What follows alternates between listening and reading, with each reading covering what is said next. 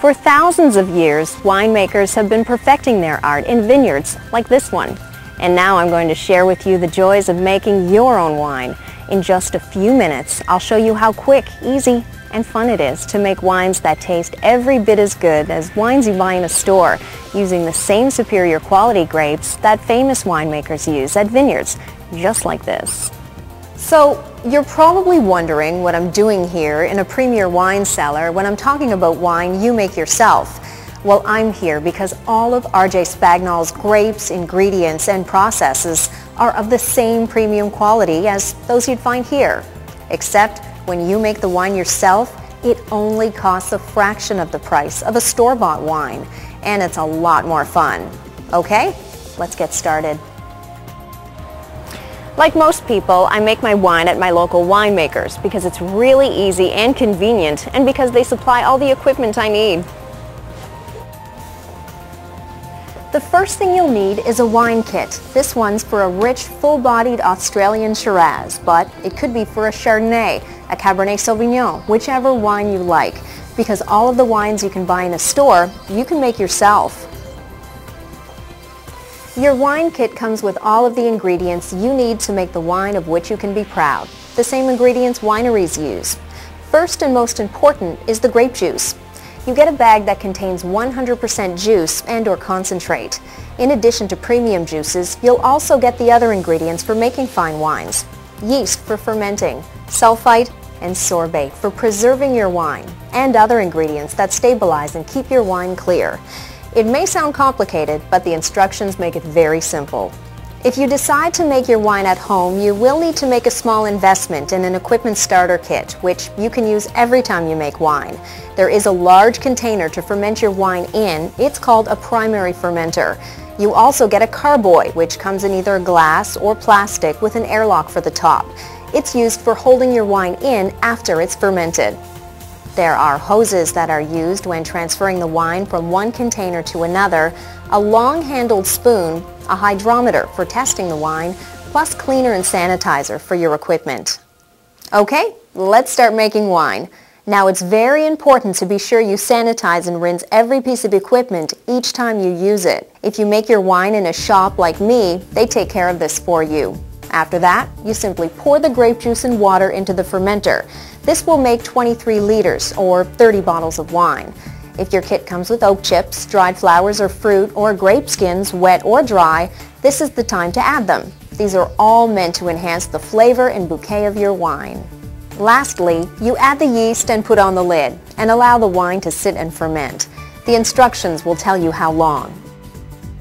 6 to 8 days later, it's time to rack or transfer the wine from the fermenter to the carboy.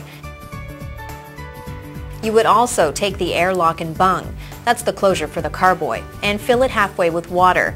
Then put the airlock in the top of the carboy and leave the wine to finish fermenting. 2 weeks later and the wine's finished fermenting. Here we transfer the wine again, adding the ingredients to preserve it and to make it crystal clear. Then back in the carboy for another couple of weeks. If you're making wine at home, you would need to do these few steps yourself, but at your friendly winemaker, it's as easy as 1, 2, 3. At this point, you have finished making your beautiful wine, and now it's ready to be bottled, corked, and labeled. You know, I love designing my own labels, especially if the wine's for a special occasion, like a wedding or an anniversary. It adds a personal touch and makes the wine distinctly yours. And that's it. In just 4 to 8 weeks, you've made a wine to be proud of. And take it from me, you will be proud, because it will look, smell, and taste as good as wines costing a great deal more in the store. And you made it. How satisfying is that? You know, there are lots of occasions you might choose to make a wine for. I have some friends that started their own wine club. It's a great excuse to get together, and it allows you to try and trade different wines and discover a new favorite. Wedding parties are always popular, as there are lots of thirsty guests to cater for. Don't forget, you'll need a red and a white, which makes for twice the fun. Anniversaries are also popular. What could be more satisfying than toasting the health of the happy couple with a wonderful wine that you made yourself, especially for the occasion? You know when I said the wine you make at home with RJS Bagnols tastes every bit as good as wine costing more in the liquor store? I wasn't exaggerating, but you don't have to take my word for it.